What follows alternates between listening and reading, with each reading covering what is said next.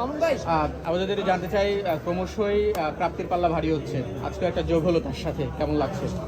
ধন্যবাদ। প্রথমেই কৃতজ্ঞতা প্রকাশ করছি মেকআপ আর্টিস্ট অ্যাসোসিয়েশন আজকে যে আয়োজনটা করেছে। মেকআপ আর্টিস্টরা প্রতিদিনই আর্টিস্টদেরকে সুন্দর করার জন্য অনেক বেশি পরিশ্রম করে থাকে এবং আজকে আমি বেস্ট ব্রাইডাল মডেল হিসেবে সম্মাননা পেয়েছি।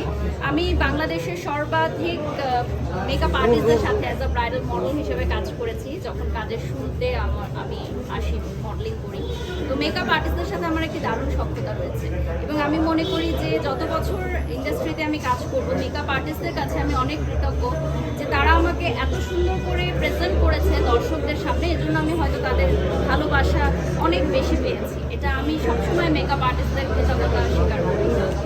মডেলিং দিয়ে শুরু বলছিলেন যে সেখান থেকে ব্র্যান্ড প্রমোটার হিসেবে এখন আছেন। এখন এই যে সময়টা বা যেই সিচুয়েশনের মধ্যে যাচ্ছেন, সেখানে হয়তো প্রতি ঘন্টায় লুক চেঞ্জ করতে হচ্ছে, প্রতি মুহূর্তেই লুক চেঞ্জ করতে হচ্ছে। এখানে মেকআপের একটা বড় ভূমিকাও থাকে কস্টিউমের সাথে।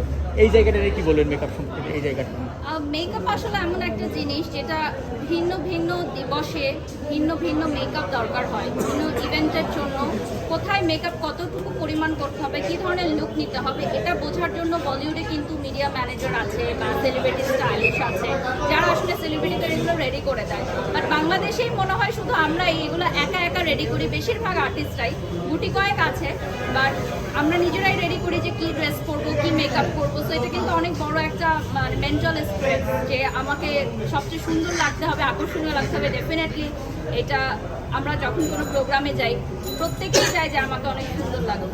তো এগুলোও কিন্তু আমাদের নিজেদেরকেই আসলে আয়োজন করতে হয় প্রত্যেকটা ইভেন্টের আগে। যেহেতু ডেইলি ইভেন্ট থাকে, তো অনেক বেশি ব্যস্ততাও যায়। তো আমি বলবো যে মেকআপ খুবই গুরুত্বপূর্ণ। ইভেন্ট ভিত্তিক কীরকম মেকআপ করতে হবে এটা আমাদেরকে বুঝতে হবে। আমরা দেখেছি যে বাড়ি সবসময় আলোচনায় থাকে, সে হয়তো তার কাজের মাধ্যমে আলোচনায় থাকে অথবা অন্য কেউ তার নাম জড়িয়ে আলোচনায় থাকে। রিসেন্ট আপনার ফেসবুক পোস্টেও সেই ইঙ্গিত দিয়েছেন। আসলে ব্র্যান্ড প্রমোটার নয়, তবুও তাদের চলাফেরা ব্র্যান্ড প্রমোটিং কতদিন করেছে। বিভিন্ন আলোচনা, সমালোচনা এবং তর্কের সৃষ্টি হয়েছে আমাদের এই ব্র্যান্ড প্রমোশন সেক্টরটা নিয়ে। অনেকেই নানান ধরনের বিরূপ মন্তব্য করেছে। তো আমি মনে করি যে যেই সেক্টরে আসলে খারাপ আছে, ভালো আছে। তো যদি খারাপ আপনারা দেখেন তাহলে ভালো দিকটাও দেখেন, যেখানে অনেক মেয়েরা কাজ করছে, অনেক নতুন মেয়েরাও কিন্তু কাজ করতে আসছে এবং অনেকের মুখে আমি এখন শুনি যে আমি ব্র্যান্ড প্রমোটার হতে চাই। এটা কিন্তু অনেক বড় একটা আস্থার জায়গা আমার জন্য, যে আমি সেই জায়গাটা তৈরি করতে পেরেছি যে নেক্সট জেনারেশনের মেয়েরা যাতে বলে যে আগে বলতো যে ডাক্তার, ইঞ্জিনিয়ার, উকিল হতে চায়, এখন তো বলে যে ইউটিউবার হতে চায়, ব্র্যান্ড প্রমোটার হতে চায়, ইনফ্যাক্ট মেকআপ আর্টিস্ট হতে চায়। এখন প্রচুর মেয়ে যারা ঘরে বসেছিল তারা মেকআপ শিখে মেকআপ আর্টিস্ট হচ্ছে, দেশের বাইরে আমাদের মেকআপকে শিখাচ্ছে, ট্রেন করছে। সো এটা অনেক বড় একটা পাওয়া। আমাদের মেয়েরা কোনো অংশে পিছিয়ে নেই আমি মনে করি।